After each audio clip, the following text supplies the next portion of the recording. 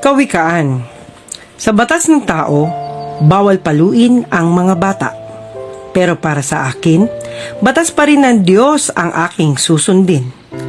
Basahin o pakinggan po natin, mga kawikaan, mula sa Kabanata 22, talata 15. Likas sa mga bata ang pagiging malikot at nakagagawa ng mga bagay na mali sa mata ng nakatatanda.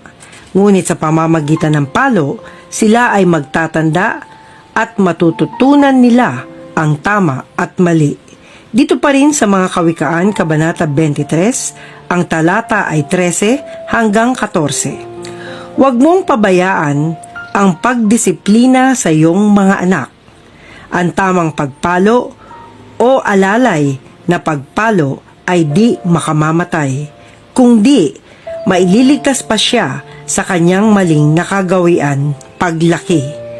Ganon din sa kawikaan, Kabanata 29, talata 15. Ang pagpalo sa mga bata ay hindi pananakit, kundi para siya ay ituwid at maalala niyang may mali siyang nagawa at dapat itong ituwid. Ngunit kung pababayaan mo lang siya, makapagbibigay siya ng higit na kahihiyan sa kanyang mga magulang. Mababasa rin po ito sa Hebreo Kabanata 12, ang talata 6 hanggang 7. Tiisin ninyo ang lahat ng paghihirap bilang pagdidisiplina ng Diyos sa inyo dahil itinuturing niya kayong mga anak. Sino bang anak ang di dinisiplina ng mga magulang?